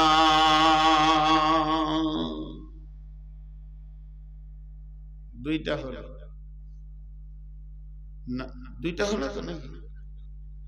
নাম্বার 3, ফারাগাকা কাবলা সুগলিকা। এটা এত বড় বিষয়, 2.5 ঘন্টার একটা বক্তব্য আছে আমার এই শব্দটার উপরে। কোরআনের অনেক আয়াত আছে। এটা কত দামি বিষয়। ফারাগাকা কাবলা সুগলিকা, বিশ্বনবী বলছেন সব থেকে পৃথিবীতে নিয়ামত হলো সময়। সময় কিন্তু দাঁড়াই না, সময় চলতেই আছে। লকডাউন হোক, সব হোক না কেন, আপনি আমি বসে বসে দোকানে রেস্ট নিব, সময় কিন্তু চলতে থাকে। আমি যদি বাইকটা নিয়ে চালাই, আমি চলি, আমার বাইক চলে, আমি ডাক বাংলায় গিয়ে বাইকটাকে স্ট্যান্ড করে দিয়ে 1 ঘন্টা বসে বসে যদি গল্প করি, আমার বাইকও দাঁড়িয়ে থাকবে, আমিও দাঁড়িয়ে থাকবো। আমার বাইকের মিটার উঠবে না, আমারও মিটার উঠবে না, কিন্তু সময় কারো অপেক্ষা করে না। সময় যেন একদম ধীর ভাবে চলতে রয়েছে, টিক টিক টিক টিক করে চলছে, সেকেন্ড দিয়ে চলছে। আপনাকে আমাকে 50 বছর পৃথিবী দেখিয়ে দিল। বিশ্বনবী বলছেন, যে সময়কে চিনল না সে কি আর চিনবে? বন্ধুরা আমার, সময়ের গুরুত্ব আল্লাহ কোরআনে কত দিয়েছেন। সময়কে কেন্দ্র করে 3খানা গোটা গোটা সূরা দিয়েছেন। একটা সূরার নাম দোহা, উদীয়মান সূর্য, এই একটা সূরা দিয়েছেন। একটা গোটা সূরা দিয়েছেন দিনের শেষে, তার নাম আসর, আসরের ওয়াক্ত থেকে কেন্দ্র করে একটা সূরা দিয়েছেন। আর একটা দিয়েছেন রাতের শেষে, ফজর, সূরা ফজর, সূরা আসর, সূরা দোহা।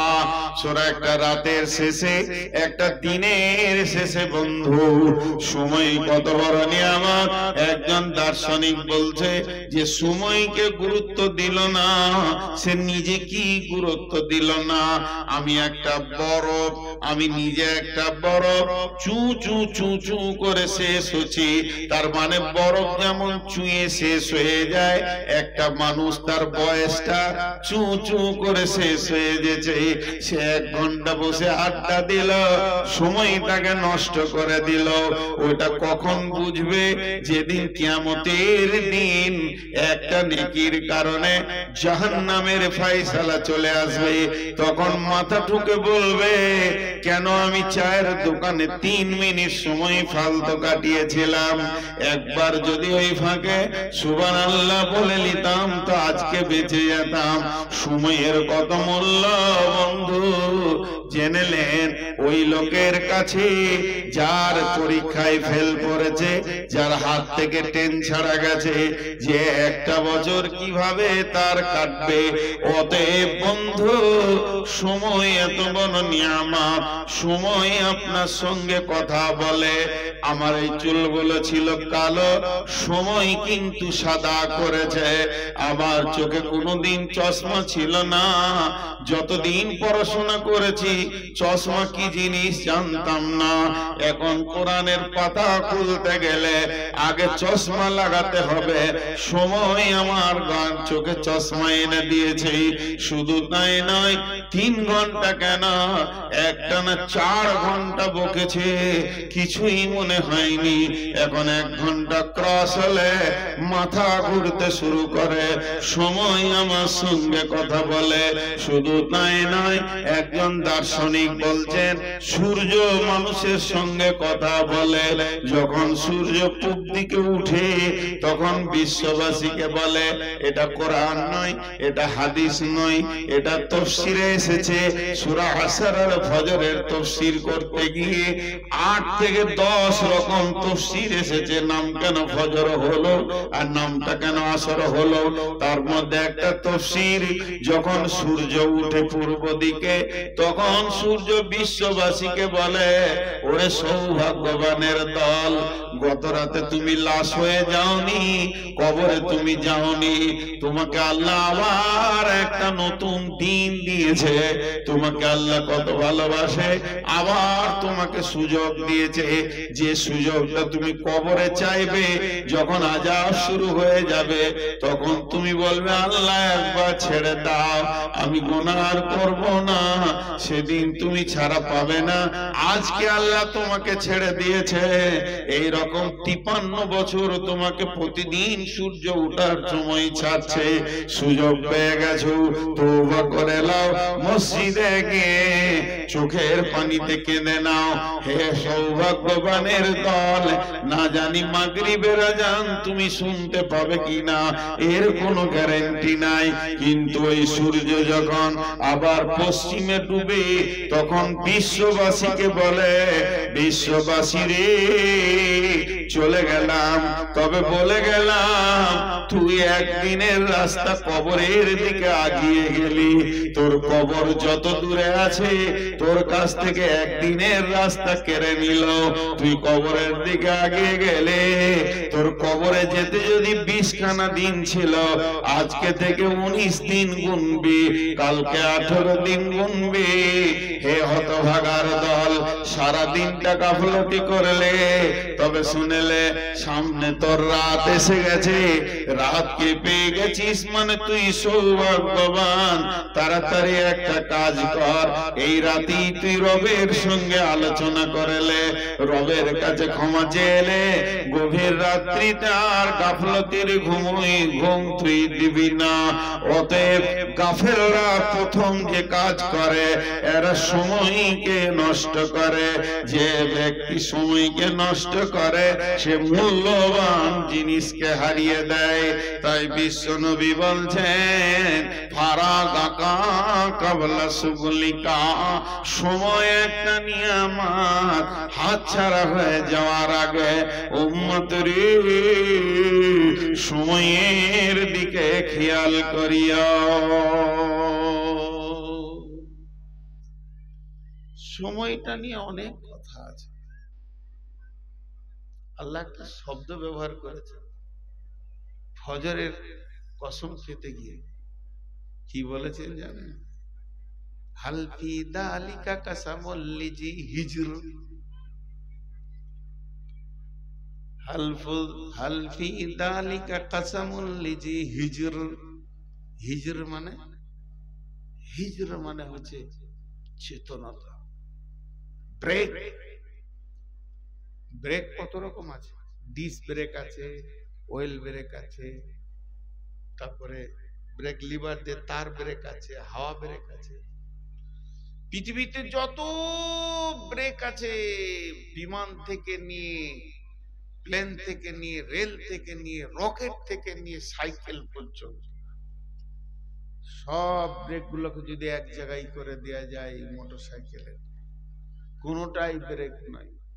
ব্রেক হচ্ছে বিবেক, ব্রেক হচ্ছে বিবেক।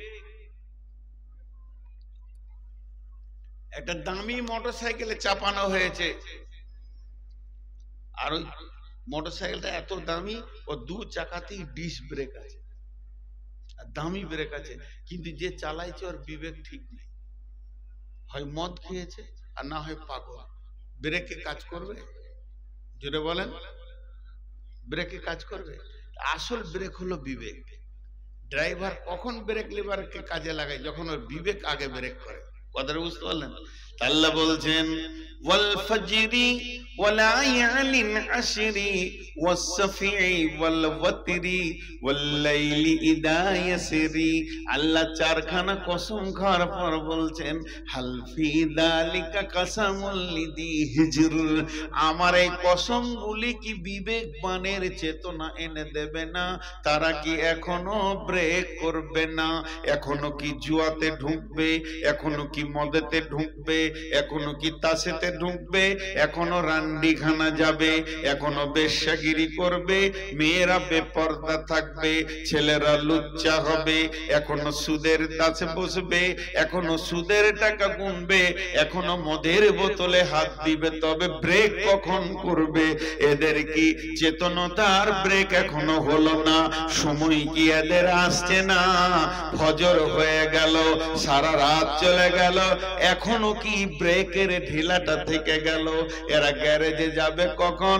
বিবেকের ব্রেকটা ঠিক করবে কখন? গাড়ির ব্রেক ঠিক আছে, বাইকের ব্রেক ঠিক আছে, মানুষের ব্রেকটাই ঢিলা আছে। বাইকের ব্রেক ঠিক আছে, ট্রাকের ব্রেক ঠিক আছে, ডাম্পারের ব্রেক ঠিক আছে, বুলোরোর ব্রেক ঠিক আছে, মানুষের ব্রেকটাই ঢিলা হয়ে গেছে। এটা সময় কাল একদিন বলবে কেন তুমি তোমার ব্রেকের বিবেচনা নষ্ট করেছো। আল্লাহ তাবারাক ওয়া তাআলা বলছেন, বিশ্ব নবী বলছেন, সময়কে বড় নিয়ামত মনে করো, যে সময়টা তোমার হাত ছাড়া হয়ে গেছে আর দ্বিতীয়বার তুমি ফিরে পাবে না।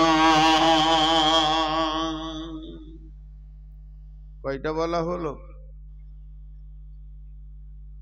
হ্যাঁ, জওয়ানি নিয়ামত বার্ধক্যের আগে, সুস্থ শরীর নিয়ামত রোগা হওয়ার আগে, সময় নিয়ামত হাত ছাড়া হয়ে যাওয়ার আগে। नंबर 4, गेना का कबला फकारी का, गेना का कबला फकारी का। বিশ্বনবী বলছেন সম্পদ একটা নিয়ামত, যেদিন তুমি ফকির হয়ে যাবে সেদিন তুমি বুঝবে মালের কি দাম আছে। 4 জন উঠলো, এরা 1 টাকাও দিবে না। বক্তা যখন মালের কথা বলেছে তো নিশ্চয়ই কালেকশন হবে, পাগলরা বসে থাকবে, বুদ্ধিমানরা ঘর যাবে। ঠিক বলেছি না? জি, একটু দেখেন তফসিরটা শুনেন। বিশ্বনবী বলছেন তুমি ফকির হবি। পৃথিবীর সমস্ত মানুষ একদিন ফকির হয়। ভালো করে তফসির খুলে দেখলেন কেমন করে ফকির হয়। 50 কোটি টাকার মালিক আজকে আল্লাহ কালকে রাস্তার ভিখারি বানাতে পারবে কি পারবে না? জি দেখেন বাংলাদেশের মন্ত্রী কি হয়ে গেল, আল্লাহর কারিশমা। সাদ্দামকে ফাঁসিতে ঝুলিয়ে দিল বেঈমানেরা, প্রধানমন্ত্রী। সারা পৃথিবীতে বড় বড় কোম্পানিকে আল্লাহ রাস্তায় বসিয়ে দিয়েছে, দিয়েছে কি দেয়নি? এটা একটা ফকির। 2 নম্বর ফকির, থাকতে গরু বইনা হাল, তার দুঃখ সর্বকাল। কাকে দেখাইছে ক্যামেরাতে? ওই আমি হিরো আছি, তুমি বসো, এগুলোতে মাথা কেটে দেয়। বক্তব্য লাইন কেটে দেয়। হ্যাঁ বস, বুড়াটা কি দেখুন সব।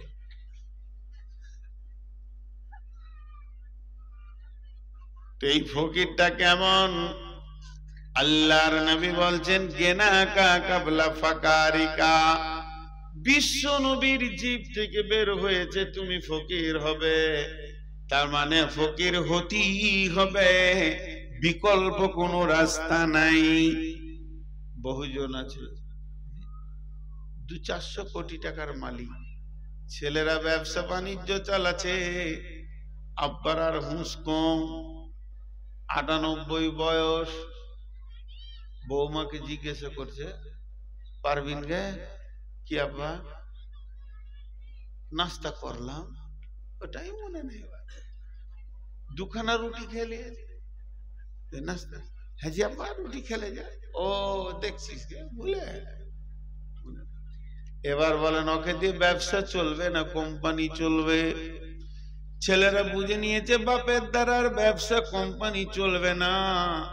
এককালে বাপ তিলে তিলে কোম্পানিটাকে জমিয়েছে, এখন আর ওর দ্বারা হবে না।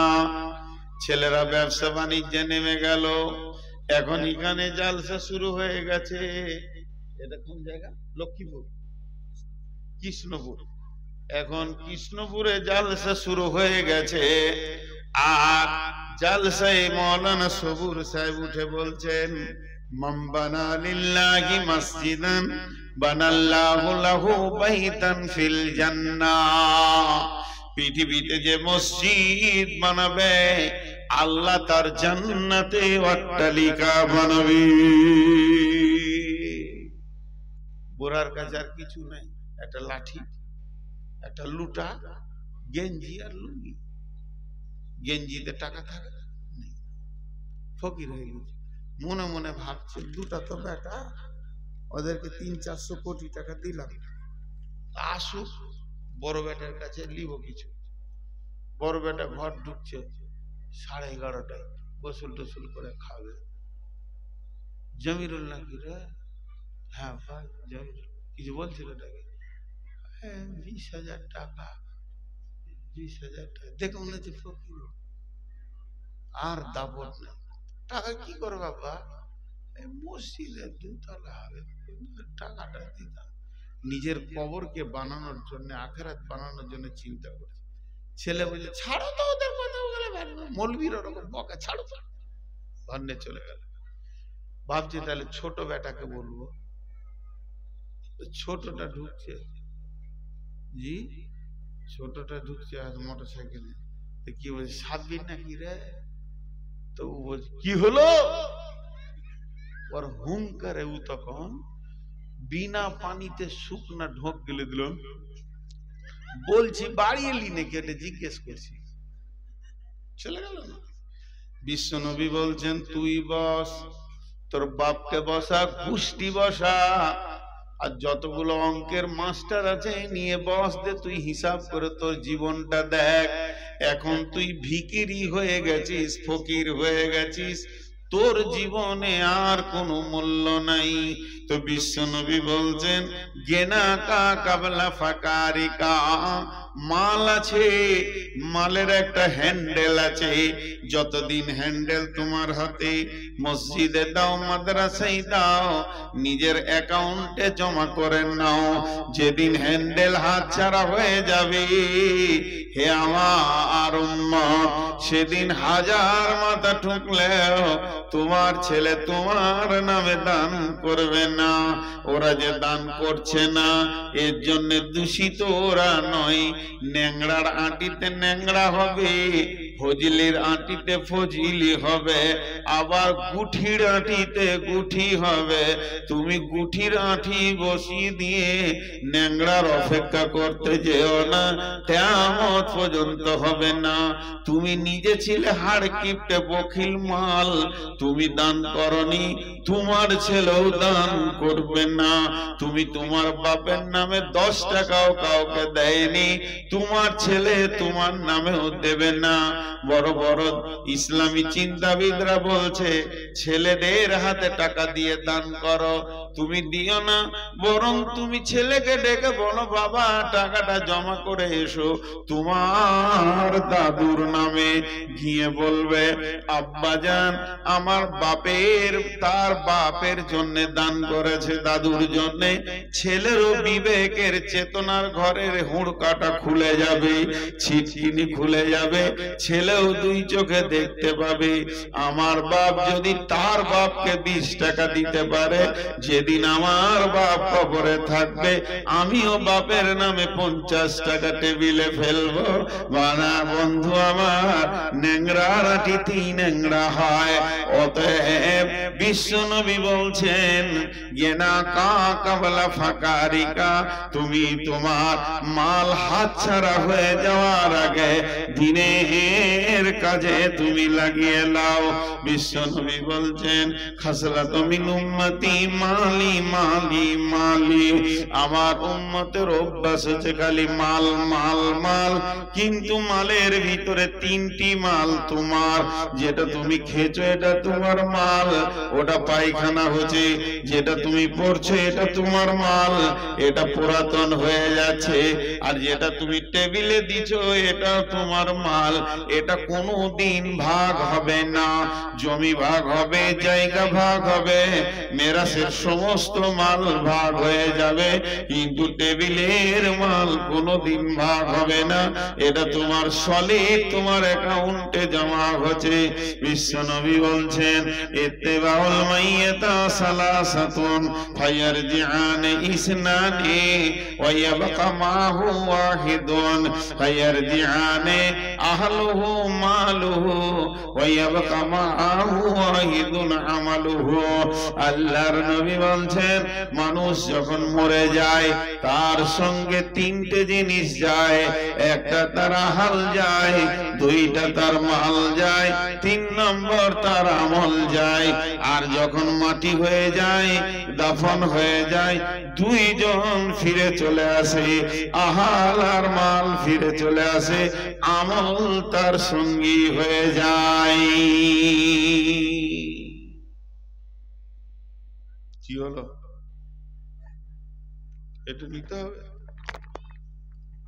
এবার কি করব?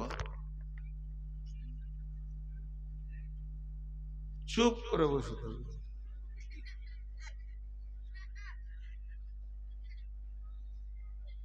আমার রেকর্ডিং করতে আসবে না কেউ।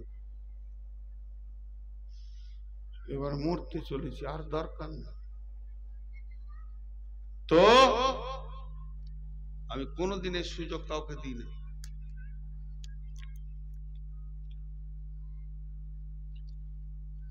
কটা হলো? জওয়ানি নিয়ামত, বার্ধক্যের আগে। তারপরে কি নিয়ামত বললাম? সুস্থ শরীর নিয়ামত, বুড়িয়ে যাওয়ার সুস্থ শরীর নিয়ামত, রোগা হওয়ার আগে মাল নিয়ামত, গরিব হয়ে যাওয়ার আগে সময় নিয়ামত, হাতছাড়া হয়ে যাওয়ার আগে। 4টা হলো। 5 নম্বরে বিশ্বনবী বলছেন হায়াতিকা কাবলা মাউতিকা, হায়াতিকা কাবলা মাউতিকা। এটা আমাকে তফসির করতে হবে না, আপনারা নিজেই বুঝে নিতে পারবেন নবীজি কি বলছেন। হায়াতিকা কাবলা মাউতিকা, বেঁচে থাকাটা একটা নিয়ামত। যেদিন আপনি আমি মারা যাব সেদিন এই নিয়ামতটা হাতছাড়া হয়ে যাবে। একটা নেকি আগে বাড়ানো যাবে না, একটা গুনাহকেও কমানো যাবে না, স্টপ হয়ে যাবে। এরই ওপরে আল্লাহর আদালতে বিচার চলবে। অতএব বন্ধুরে, বিশ্ব নবী বলছেন মতের আগে হায়াতকে নিয়ামত মনে করো। এখনো তওবার সুযোগ আছে, এখনো ঘাটতি পূরণ করার সুযোগ আছে, এখনো ইস্তেগফারের সুযোগ আছে, এখনো 10 টাকা দিয়ে একটা নেকি বাড়ানোর সুযোগ আছে, ইস্তেগফার পরে নেকি বাড়ানোর সুযোগ আছে। যেদিন মরে যাবে সেদিন আর উপায় থাকবে না।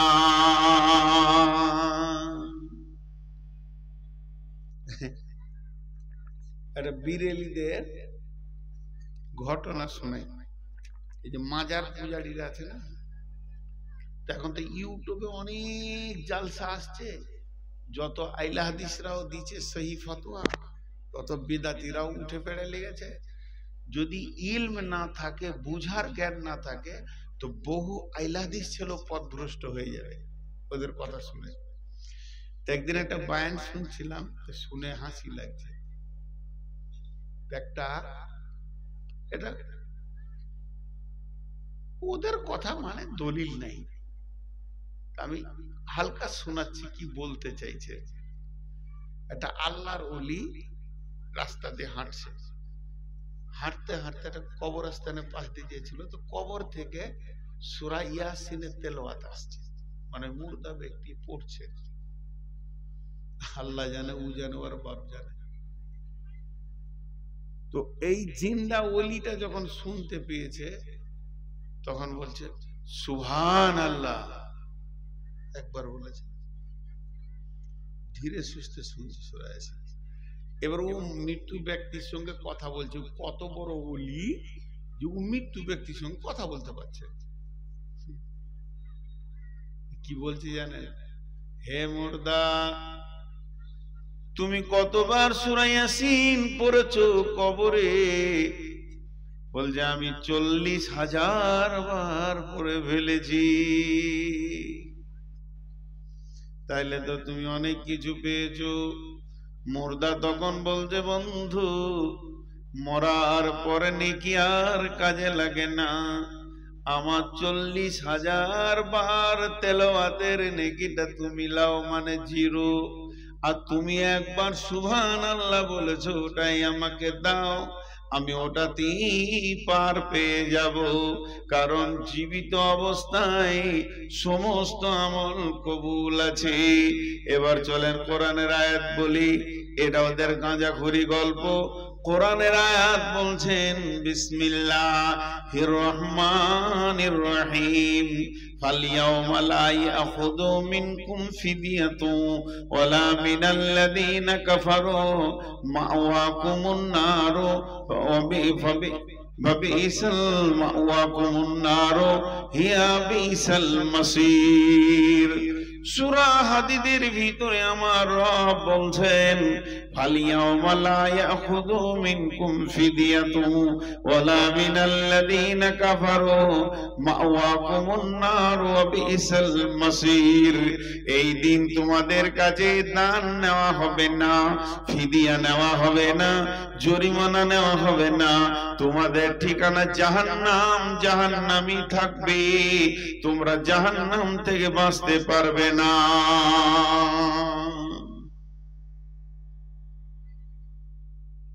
জাহান্নাম তো জাহান্নামই থাকবে, জাহান্নাম থেকে বাঁচতে পারবে না। জি, একজন বিরাট বড় শিক্ষিত মানুষ আমার চোখের সামনে বলেছিল, আমার মাদ্রাসায় প্রধান শিক্ষক একটা ছেলেকে 2 ছড়ি মেরেছে, তো ওর ভাই চলে এসছে, ওর ভাই মাস্তান চলে এসছে, মারবে কেন? তো উনি মুরব্বী মানুষ বসেছিলেন, সেই আগেকার যুগের ইংলিশের MAA হাই স্কুলের হেড টিচার ছিলেন, সায়েন্স নিয়ে পড়াশোনা করেছেন। উনি পেপার বলছিলেন, রিটায়ারমেন্ট, চোখেও কম দেখে, দেখে মনে হচ্ছে বুড়া কিছুই জানে না, কিন্তু অনেক পণ্ডিত মানুষ। এমনি করে পেপার পড়ছিল, আর ওইখানে হেড বানানো দাঁড়িয়ে আছে, ওইখান থেকে ভাই হুঙ্কার মারছে, মারবে কেন? উনি পেপারটাকে নামিয়ে বললেন হালকা করে, বাবা, শিক্ষককে মারতে দাও, পুলিশে মারবে না। যদি শিক্ষকের হাতের লাঠি কেড়ে লাও, একদিন পুলিশে মারবে, কেউ রাখতে পারবে না। লাঠি হচ্ছে দুটা, একটা শিক্ষকের হাতের লাঠি। আপনার ছেলেকে শিক্ষককে মারতে দেন, পুলিশ মারবে না, বানিয়ে দেবে, মজবুত করে দেবে। আর যদি লাঠি কেড়ে নাও, বাঁদর হবে, প্রতিদিন থানা থেকে তোমাকে আনতে হবে। অতএব বন্ধু, তেমনি মালটা আজকে মসজিদওয়ালা বলছে দাও, কমিটি বলছে দাও, বক্তা বলছে দাও, বাপ মাল দাও। এ মাল তো তোমার সঙ্গে কবরে যাবে না, কিন্তু মন চাইছে না দিতে। একটা দিন এমন আসবে মানুষ দিতে চাইবে না, দিতে চাইবে, আল্লাহ নিতে চাইবে না। সূরা হাদীদে বলছে, যখন লোকটা জাহান্নামে পড়তে শুরু করবে, তখন তার মিজাজে মাথায় চলে আসবে জমি জায়গা, ঘর বাড়ি, বউ বেটি, ছেলে পিলে, স্ত্রী কন্যা, নাতি পোতা, সোনা দানা, টাকা পয়সা, জমি বাড়ি গাড়ি যত আছে, বাগান পুকুর, সব তো রেখে আমি চলে এসেছি। আজরাইল আমাকে এনেছে, সঙ্গে তো আমি কিছু আনিনি, সব রেখে দিয়ে চলে এসেছি। ওই জাহান্নাম থেকে চিৎকার মেরে বলবে, রব্বি, হে আমার আল্লাহ, যেদিন তুমি আজরাইলকে পাঠিয়েছিলে সেদিন আমি কোনো মাল আনি নাই, সব রেখে দিয়েছি। পৃথিবী ধ্বংস, তারা কে কোথায় আছে জানি না, তবে এটা আমি ভালো করে জানি, তারা কোথায় আছে আপনি আল্লাহ সব জানেন। আপনার নজরে আছে, আপনার আয়ত্তাধীনে আছে। আমি সর্বস্বকে দান করে দিলাম, এমনকি আমার বিবি, ছেলে পিলে, নাতি পোতাকেও দান করে দিলাম। তাদেরকে তুমি নিয়ে নাও, জমি জায়গা পুকুর বাগান দান করে দিলাম, ওদেরকে নিয়ে তুমি জাহান্নামে দাও, আমাকে তুমি বাঁচিয়ে দাও। আমি 10টা টাকাও রাখতে চাইছি না। আল্লাহ উত্তরে বলবেন, ফালিয়াউমা লা ইয়াখুযু মিনকুম ফিদিয়াতুন